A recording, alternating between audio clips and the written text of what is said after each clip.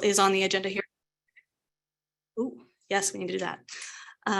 The safety plan RFP is just closed and we're working on that. We approved the LEP and Title VI plans. And so it's pretty amazing to get to see everything that we've done. So, thank you. Let me also comprehensive action safety plan update. Ashley, thank you. Thank you. So the Comprehensive Safety Action Plan RFP closed on September 2nd. And so the selection committee is now reviewing the 5 proposals and we will start moving through that process. I think Dora has the update on volunteers we received so far and then request for additional volunteers, I think. Hello, good afternoon. My name is Dora. I just have a couple updates. So far we have 68 volunteers. Thank you for all that have signed up. We still need 32 time slots. That's 11 in the morning, 10 in the evening, and 12 Saturday. And mainly they're from all the areas outside of Wichita, so Mulvane, Derby, Goddard, Andover, Valley Center, and Keachai. So if you can please spread the word. We only have a few more slots to cover. We really appreciate it. Thank you. Thanks, Dora. I think that's because staff increased the number of locations and more work added to the project. So next item, I think public participation plan. Emily or Ashley would update the status on that. Oh, you're fine.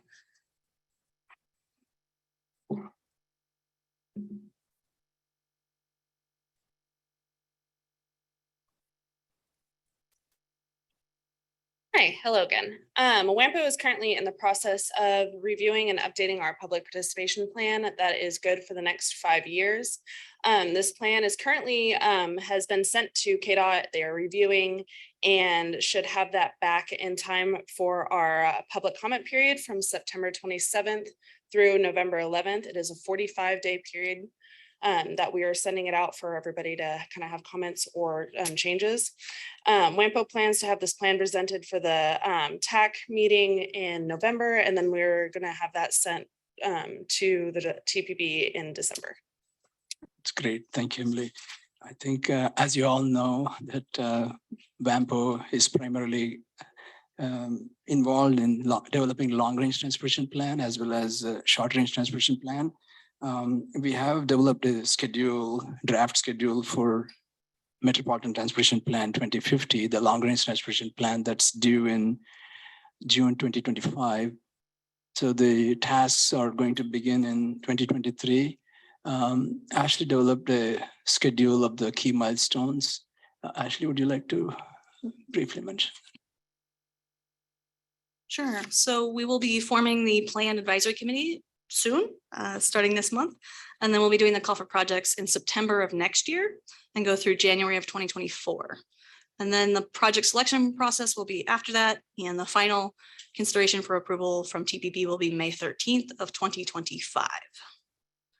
Thank you, Ashley. One thing I would like to point was the slide before. The call for projects takes place once in 5 years.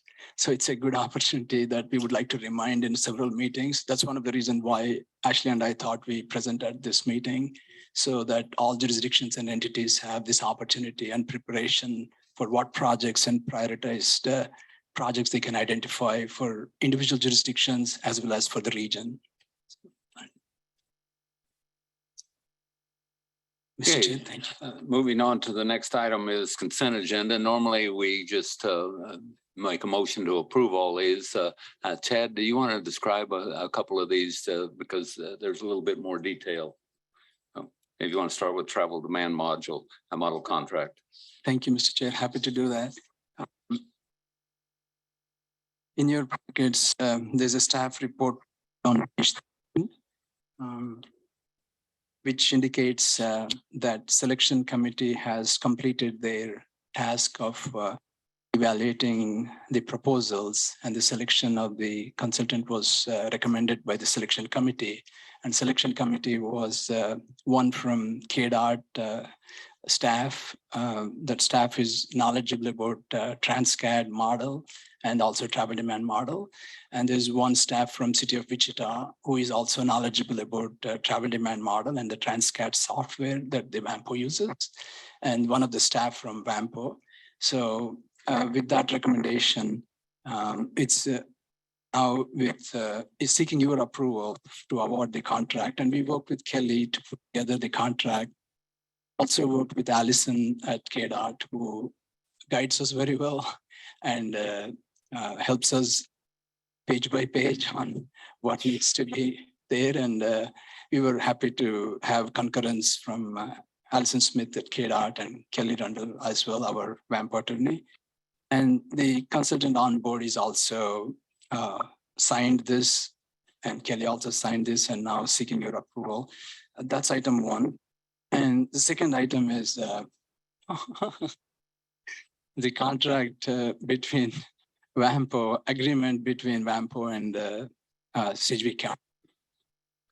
WAMPO staff had been very grateful for both City of Wichita and county. City of Wichita had been great help in financial support at the times of difficulties in the past, and also and continue to be there present and future as well.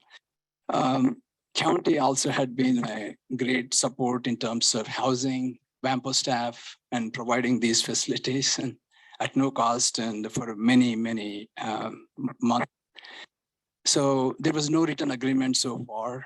So staff wanted to discuss with the county treasurer and county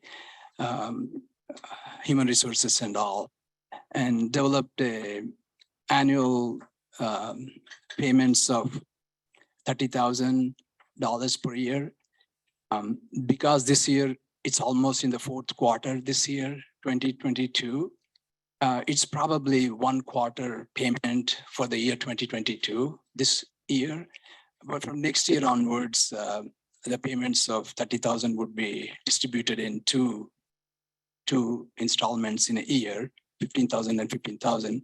So that's the contract put together. And that was discussed between human resources and county treasurer and various county staff as well.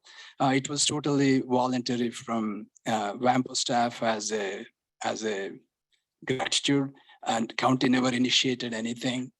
County was totally supportive, never seeking any monetary anything. So also WAMPO is in a good financial position now, with both Infrastructure Investment Jobs Act also have provided us more funding than before, for opportunities to make things in the right way in terms of having a written agreement and so on. So those are the two items seeking your approval. And the third is very minor changes in functional classification staff put together for your approval as well. So thank you, Mr. Chair. Thank you. I move that we approve the consent items. Second. We have a motion and a second. Any discussion? Seeing none, all in favor say aye. Aye. Opposed, same sign. Motion passes unanimously. Next item is public comments. Does anyone in the room wish to speak on public comments portion? I don't see anyone in the room. Does anyone online wish to speak on public comment section?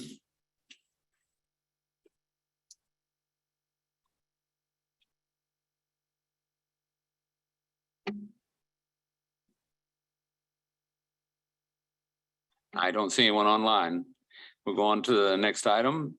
Next item is discussion and updates. We're going to hear about the TPB tax bylaw amendments, and Kelly is in the room. So welcome, Kelly.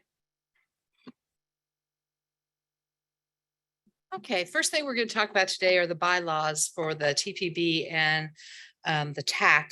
I think that your materials, I didn't actually check, are the summaries of the, okay, yeah, in the materials, there is a list of the substantive changes that we have made to these bylaws. We did make some other minor changes like changing job titles and, you know, putting paragraphs lined up and things like that.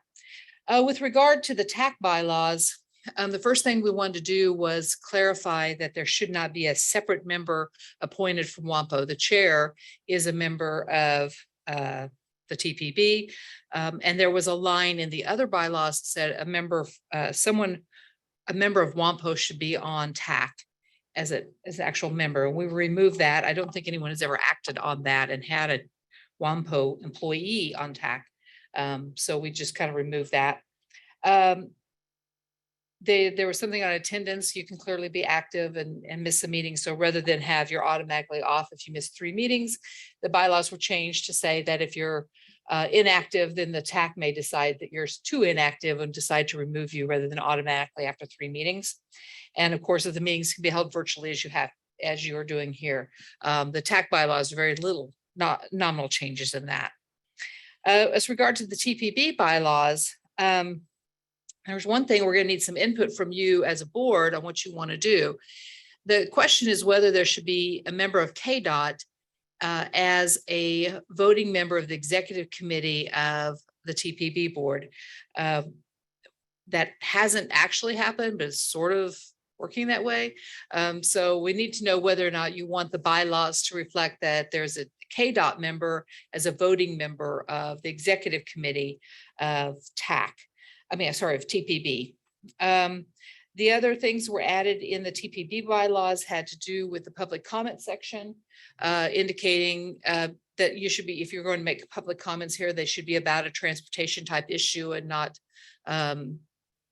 personnel issues or lawsuits or anything like that. Not that you have lawsuits, but just in case, that sort of thing. And then finally, the original bylaws or the earlier version of the bylaws had that if you were an alternate on the TPB, you could not be on TAC. And we've removed that so that someone who is an alternate member of the TPB could be a representative on TAC. I mean, tend to be knowledgeable people. That's a kind of small change. So those are the substantive changes for those 2 sets of bylaws. And at this point, I think you're just have them for consideration, answering questions, think about what you want to do with the KDOT person, and then vote it at the next meeting. Any questions for Kelly on this? And again, Tom Hine sits on our executive committee. So is he able to be the voting member then if, because he does attend all of our executive committee minutes. At this point, he is not a voting member in the bylaws. If you want to add that, we can certainly do that. Okay. I have no objection to and Tom, I understand, may retire sometime in the future. So I would assume we would appoint whoever is going to be the metro area to that position. So rather than call it out by name, we probably need to call it out by, if we want to add that, by the metro area. Okay, you want a KDOT representative of the metro area as be added as executive member? Does that sound reasonable to everyone? Okay, and we're not voting on it today, but right. I'll add that for the next version you have next meeting. Okay. The next thing that you have for consideration is the employee and operations manual. And again, there's a list of the substantive changes. We did make some other really minor changes, job titles.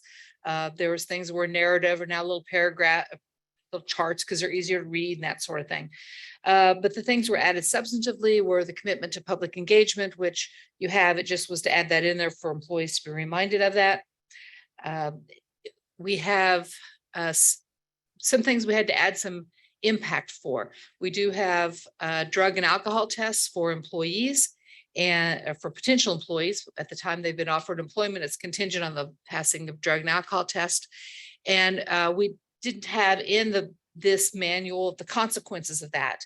I mean, we said you couldn't come back, you couldn't get employed, but now we have added a provision that you could be considered for employment after 6 months and come back. And if you pass the test, then you might be employed at that point. I think that's consistent with the county, right? They have the same sort of provision in their manual. Also for consequences, we have that employees should have 10-minute breaks, and we add if somebody takes a much longer break, that much longer break would be unpaid.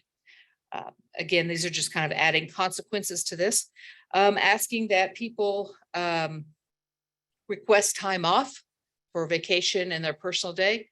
It's just one of those things that got omitted from the manual before. In light of COVID and other things that might be going around, we've added provision that if you're sick and contagious, you shouldn't come to the office. You should use sick leave. So in order for the safety of everybody else. In this manual, we have included family medical leave. Family medical leave is available to all government employees without regard to size. And we have had that, but it wasn't in the manual. And it kind of went back and forth earlier, decided to go ahead and put it back in the manual at this point. So that is added, that's quite added, a big substantial area in there. Now, we also have a provision in there that if you are on unpaid leave, I think it says 2 weeks right now, that the employee is responsible for their health insurance premiums. I want to clarify that that is unpaid leave that is not family medical leave or military leave. If you are on family medical leave or military leave, the employer, WAMPO, would continue to pay the WAMPO's portion, the employer's portion of health insurance. And that's, that's written into USERRA and family medical leave. This is for people who are on unpaid leave that are not under one of those two protected areas. These are unpaid leave. They may be ill but not eligible for family medical leave, or they may be taking an educational break or whatever reason that they have for being on an extended unpaid leave. And so we've added this provision that if you're gone for more than 2 weeks, then WAMPO would not continue to pay the premiums on that. Now, I want to qualify that because we haven't confirmed that we can even do this. A lot of insurance policies, corporate insurance policies and company insurance policies have a provision that says that if you're not on military leave, if you're not on family medical leave, and you're not working at least 20 or 30 hours a week, you are not eligible for health insurance. And so they would cut you off automatically.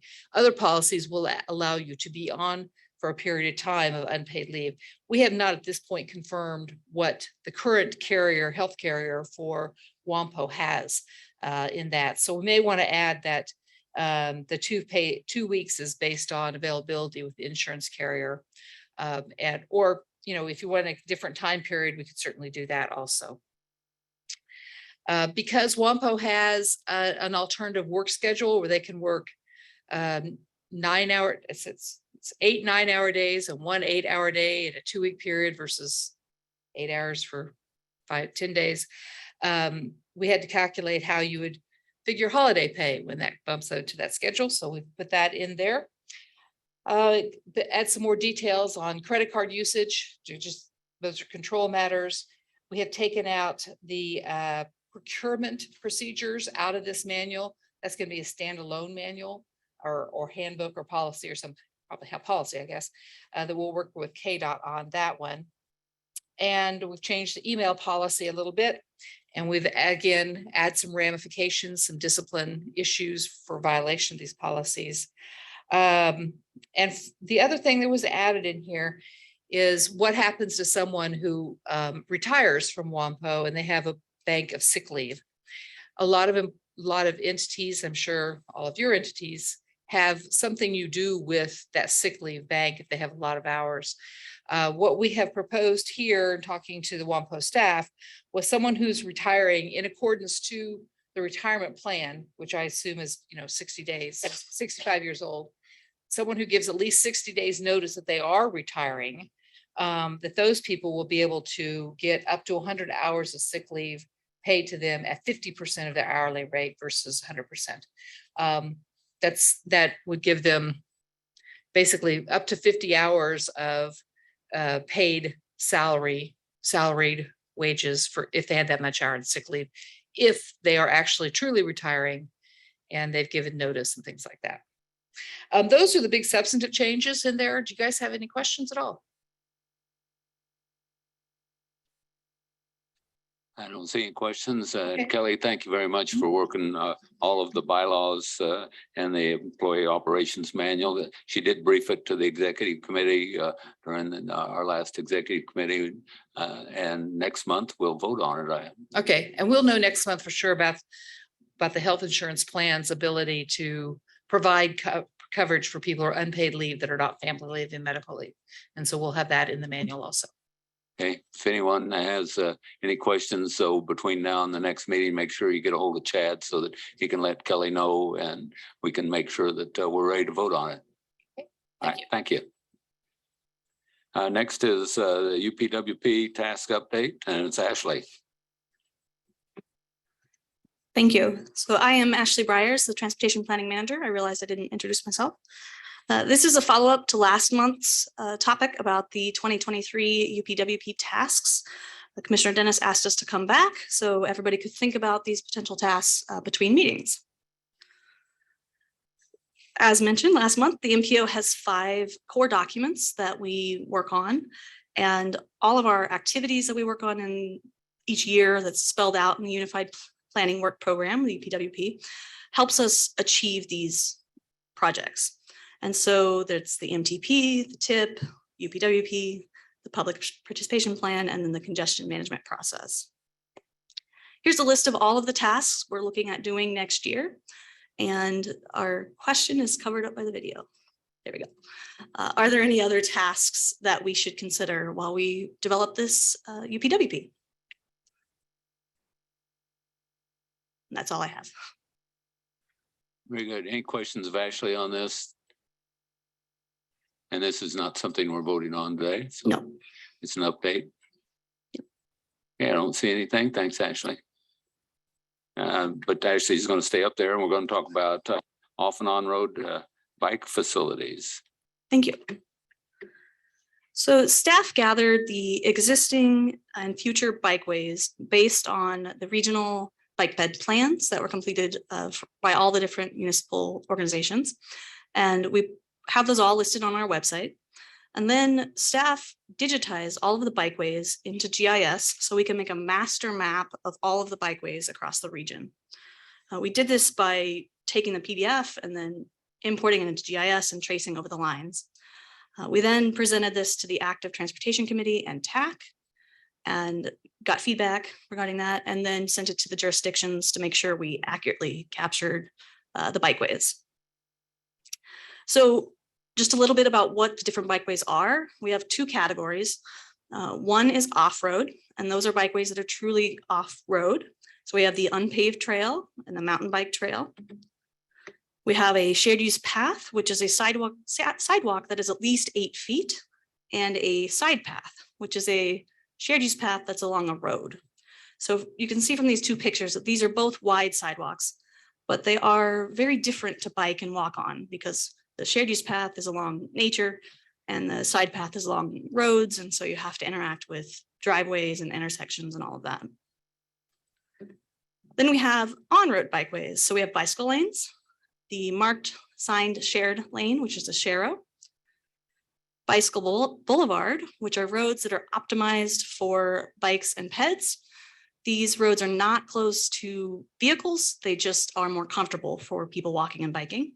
And then paved shoulders. So this map shows the existing on and off-road bikeways. The red are the shared use paths. The blue are the side paths. And this map is in your packet on page 135 if you want to be able to look at it a little bit closer.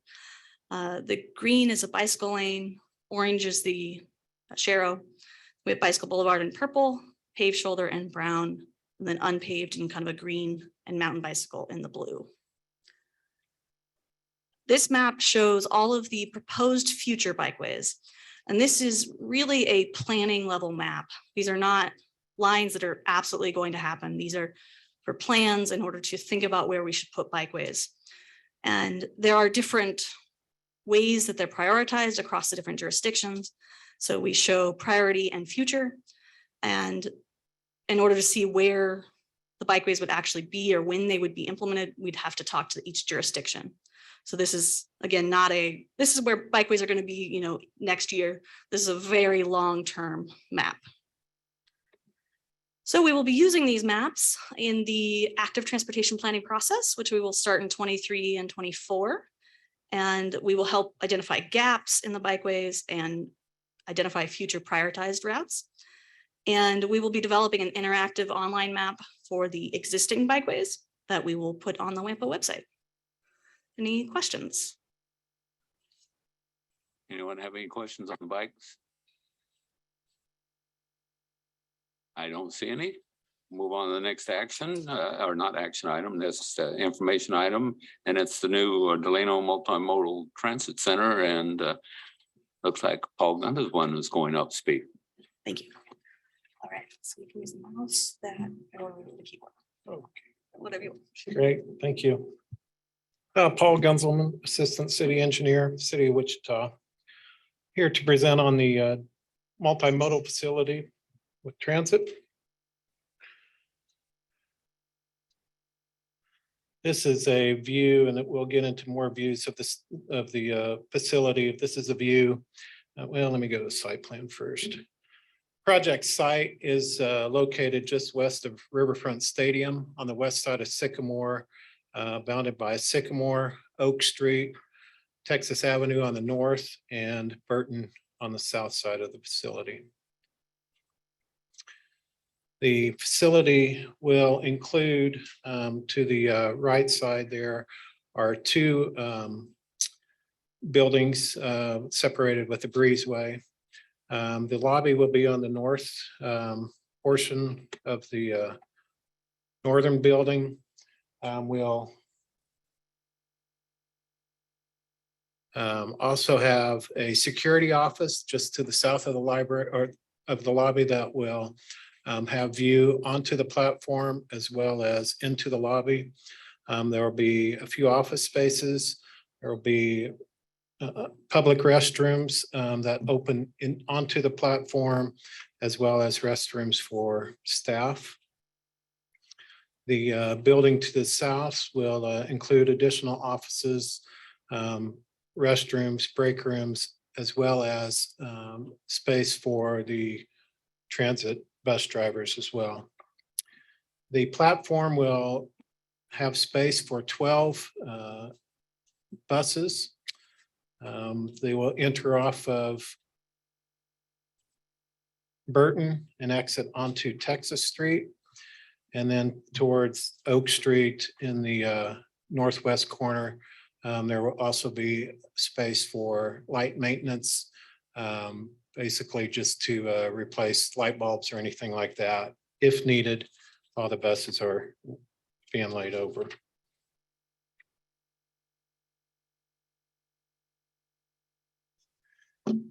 The structure also contains approximately 420 parking spaces. It'll be a 3-level parking garage with a ramp towards the west end of the garage. This is a view from the Texas and Sycamore, northeast corner of Texas and Sycamore, looking to the southwest. It'll be approximately as you leave Riverfront Stadium at the Delano entry exit, you can walk across Texas or walk across Sycamore and into the facility. We do plan on some intersection improvements to identify those crosswalks as well. This is a rendering of the east side of the facility. Again, you can see the lobby area to the north. Office space, we have the breezeway that transit users can enter off of Sycamore, go under the breezeway or through the breezeway and onto the platform. And office spaces to the south as well.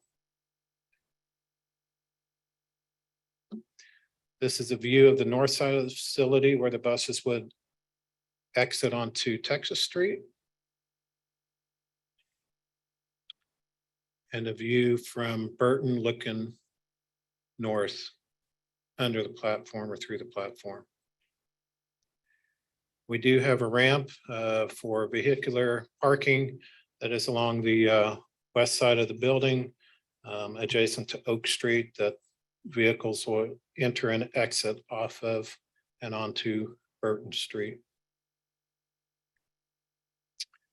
This is a view looking from the southwest corner of Texas, or I'm sorry, Oak and Burton, looking to the northeast. And a view from the residences on the west side of Oak. We have been talking, we're landscaping that area to soften that wall or ramp. And we might look at some other planting materials along that facade as well.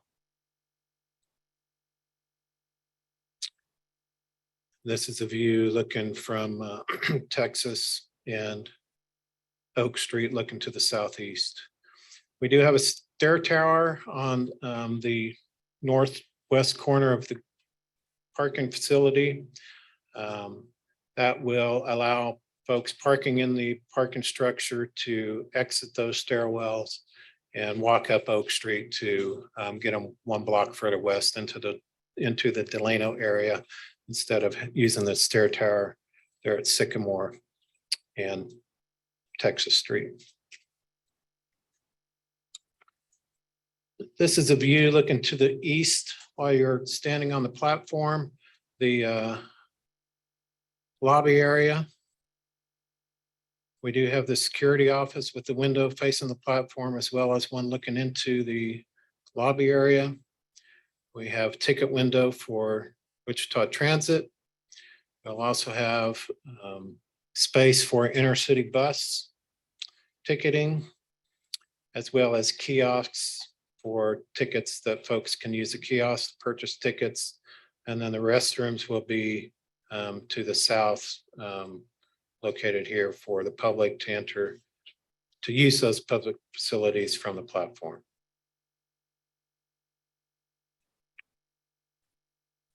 We have also included bike storage for those that use cycles to bicycles to get to the transit facility. We do have lockers as well as a place to hang their bicycles as well to lock them up.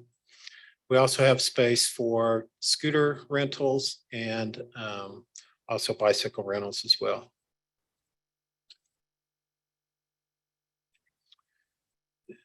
The material palette of the facility will match the Delano surrounding area in Delano. We'll use the, typically the red brick. So some of the aesthetics were inspired from areas in Delano. The Chisholm Trail was an inspiration, and I'll get into that a little bit more as to how that could be incorporated into the aesthetic improvements of the facility as well. And existing trees in the area were also an inspiration. This is the large mulberry tree that is in front of the Masonic home there along Maple Street.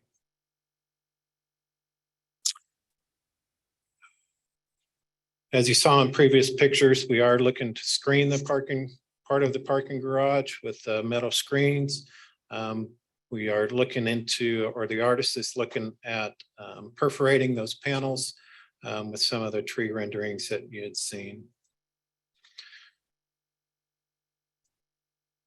We also have an opportunity on the south wall of the south office space for possible artistic elements as well. And you can see the screening above that portion. The material of those screenings has not been determined yet. We had looked at core 10. However, we were concerned about the rusting of that, not necessarily the rusting going down onto the roof of this office space, but over some of the sidewalk areas. So we are looking at options for that. The screening along the east side of the facility with showing the breezeway or walkway from Sycamore onto the platform area. And we believe there are some artistic elements within that as well. This is approximately 16 to 18 feet wide and about 10 feet tall. So it'll be open. And we are looking at some additional lighting that could be utilized aesthetically and brighten that space up. The few more renderings here of the that northeast stair tower.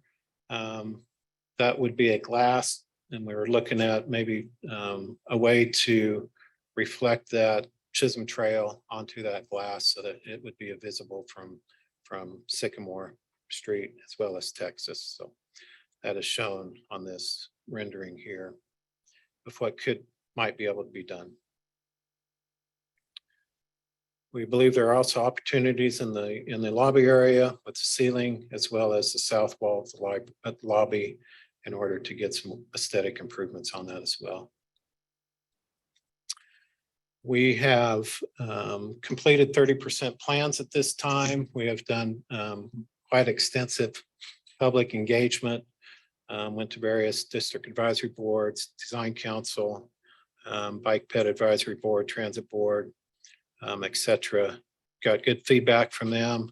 We have incorporated that feedback into the 30% plans. We had a phone call with FTA this afternoon to give them an update on the project.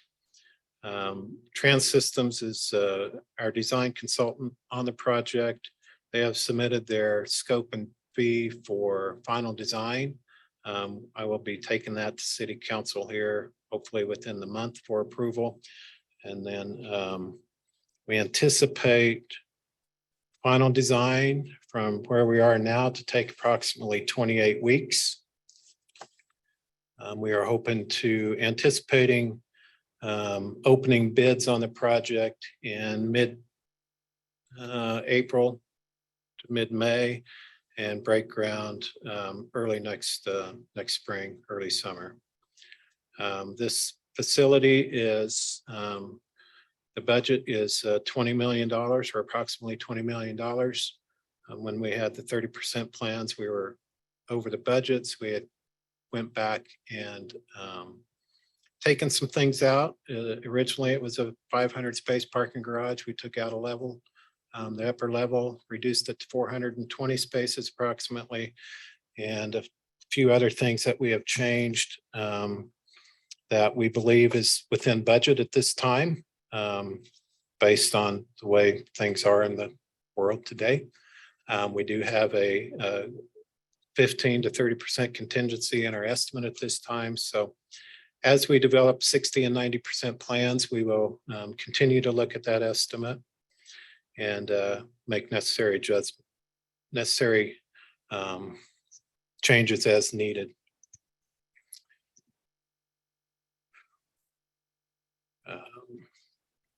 With that, I will answer any questions you may have.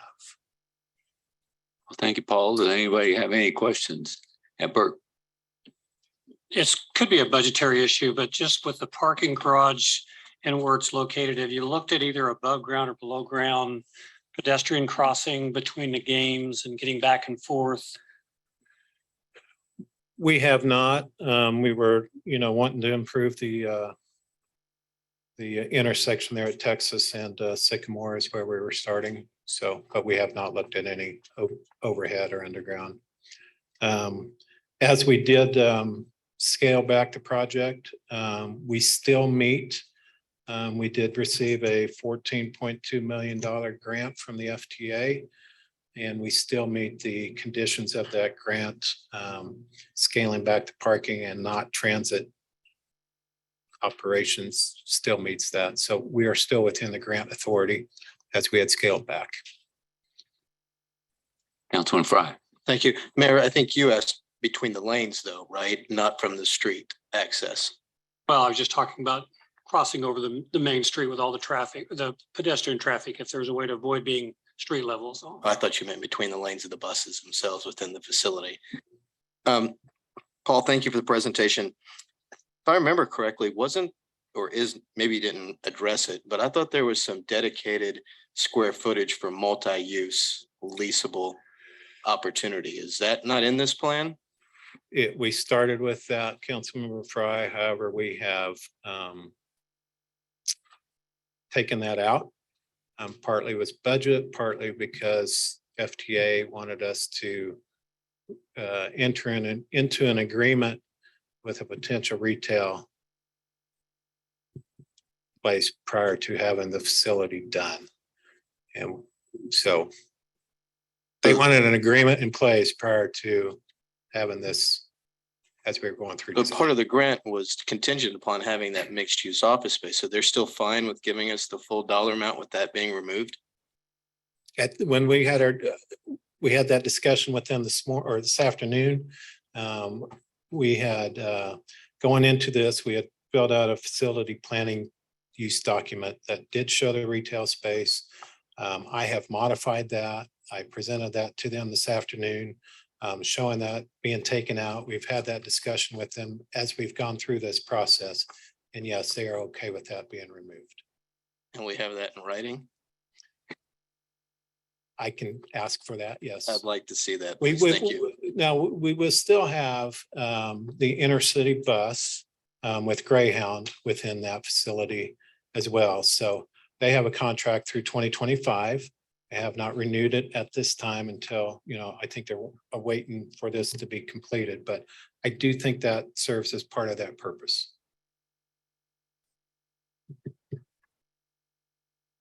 Hey, other questions? Just, this is Jim Benaj, just a curiosity.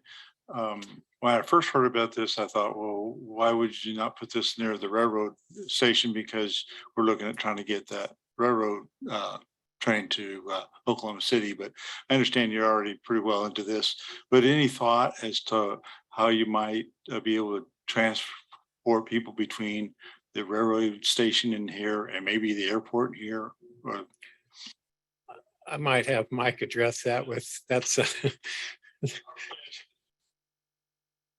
Can you use the mic? Thank you. That way the people are online can hear and see you.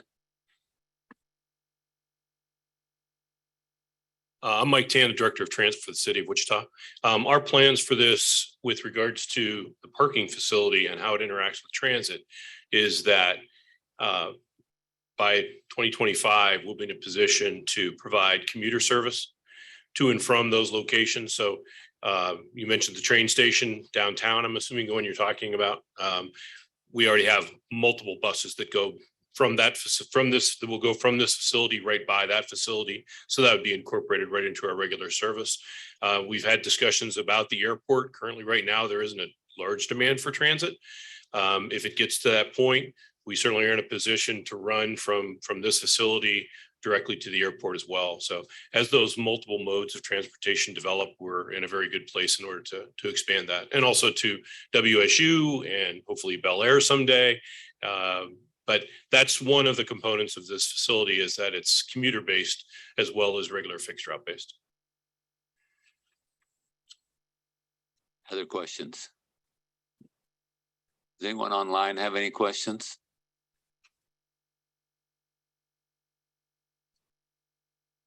I don't see any.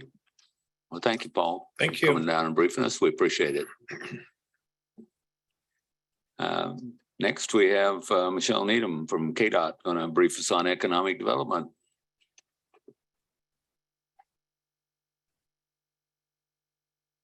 Good afternoon, everyone. I'm Michelle Needham, the Economic Development Programs Manager at the Department of Kansas Transportation. And let's see. I think we're going to practice. I have some slides to share. Yeah, we're trying to do the settings. Okay, thanks, Ashley. Can you go ahead?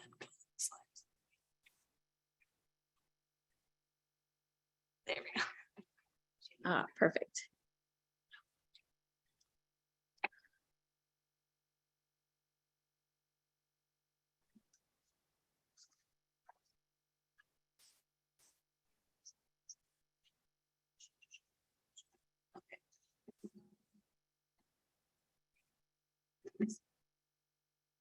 Okay, you should be able to take control and you can scroll through your presentation.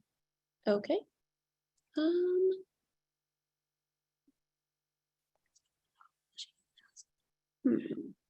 You see a bar at the top to request control.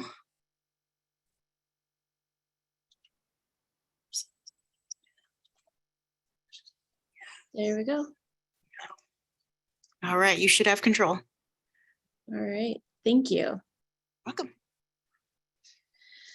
All right, first off, let me say thank you for inviting me to be a part of this meeting.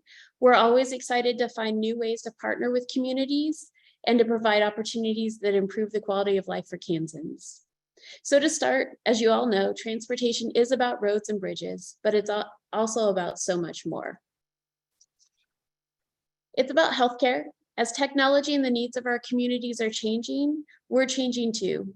Through the promotion of benefits of partnering with CanCare and Logisticare, 34 transit providers in the KDOT network are now registered to provide non-emergency medical transportation. And as we know we also know that medical services are provided may shift conservatively with technology. Telemedicine will open up new ways to treat patients and for patients to access quality care no matter where they are. We have to be prepared for shifts from people traveling to the pharmacies instead to medicine being delivered by drone. It's about education. This year, more than 491 children will go to school in Kansas. 491,000 children will go to school in Kansas. Whether they're walking, biking, or riding a bus, we need to make sure they're as safe as possible. And it's about technology. As a transportation agency, we take seriously our responsibility to help facilitate a strong broadband network, whether that's so we can have sensors that allow connected vehicles to keep our highways safer, or it's utilizing right-of-way to install broadband infrastructure and increase access across the state and greatly expanding economic and health outcomes. Technology has really flipped the script for how we think about expanding economic opportunities in our state. For example, we've often stressed the importance of bringing jobs to our communities, but now we have the power to bring our workers to the jobs too. Its economy. Kansas's location is a huge economic advantage. 85% of the nation's population is within a 2-day drive from here, which provides tremendous opportunities for logistics markets today and in the future. It's important to acknowledge that transportation is more than getting our exports to market, although that's incredibly important. Another economic component is getting workers to jobs. The greater Kansas City area launched a Big 5 effort focused on how transportation and infrastructure generate economic growth. In a survey of the businesses, the majority of respondents listed transportation as important to their businesses. And you might be surprised that it wasn't just highways that they were concerned about. They listed city streets, public transit, and pedestrian access as important too. Making sure that our infrastructure meets the needs of Kansans helps ensure a strong future for everyone. And we have a big responsibility. Our system is the 4th largest in the nation.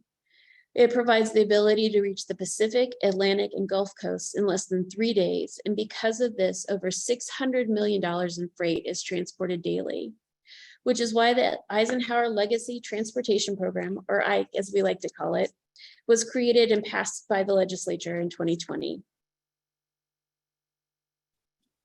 So our IKE program is guided by 3 key principles. The first is partnerships. We want to leverage partnerships because it allows us to deliver more for Kansans. This includes external partnerships with local communities, legislators, and businesses. With all of our programs, and today I'm focusing on economic development and cost share, KDOT shows our commitment to partnering with communities, helping them to leverage their funds to achieve their own transportation goals. Our cost share program is one of our newest and most popular programs. It was created when the Kansas Joint Legislative Transportation Vision Task Force recommended that KDOT look at ways to leverage state funding with local and private funding for projects related to job growth and retention. In 2.5 years, we have awarded 120 projects across Kansas, distributing over $100 million to communities that have provided $74 million in matching dollars. For our cost share program, we have rounds every fall and spring. We ask for a 15% community match. All modes of transportation are eligible, and projects should improve public transportation infrastructure. Our economic development program was created under the T-Works Transportation Plan. Its goal is to create new jobs and create capital investment in Kansas by helping fund transportation improvements to recruit new businesses and encourage growth of existing businesses. For our economic development program, applications are accepted year-round. We have asked for a 25% community match. All modes of transportation are eligible, and projects should bring new jobs to Kansas.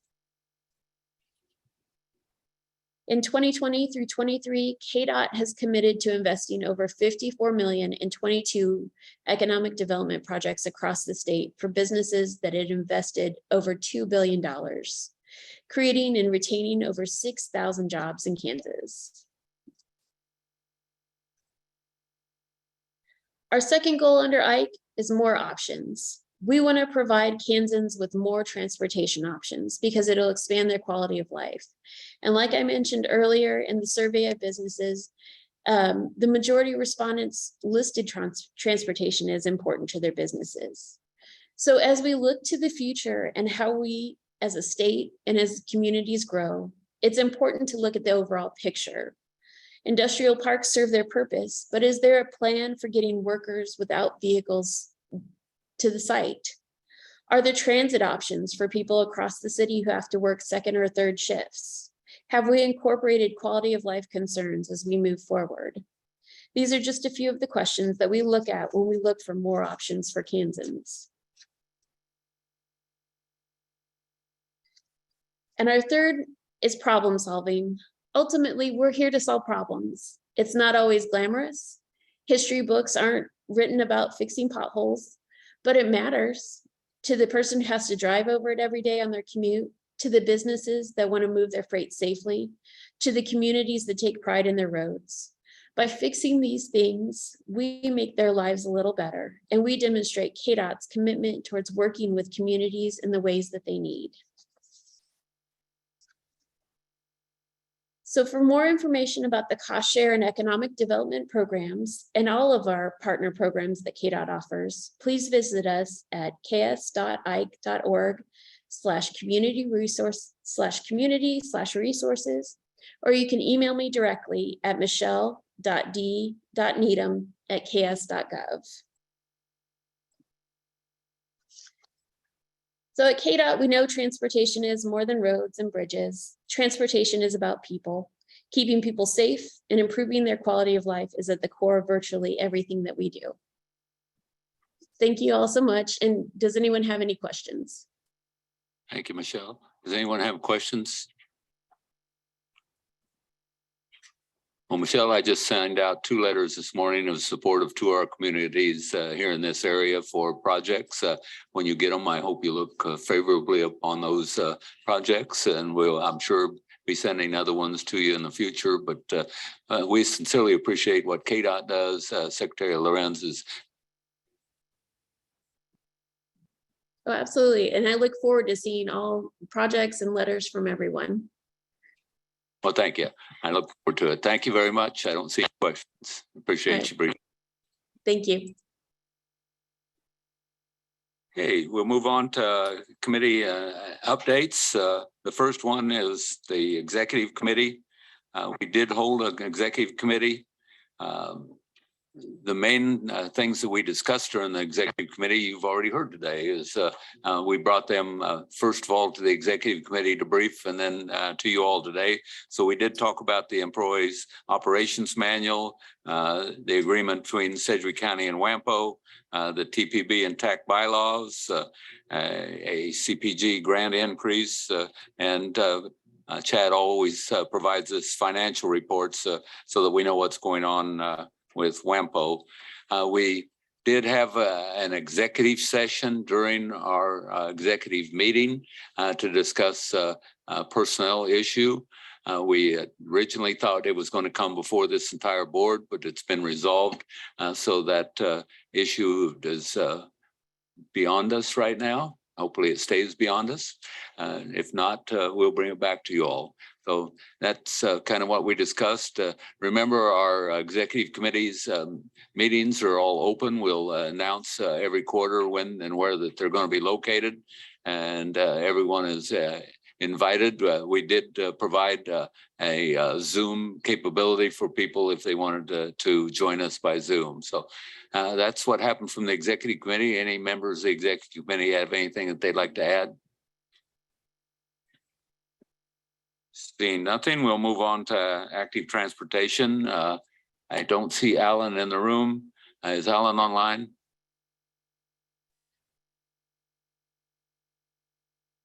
Does not look like Alan's online. We'll move on to Safety and Health Committee.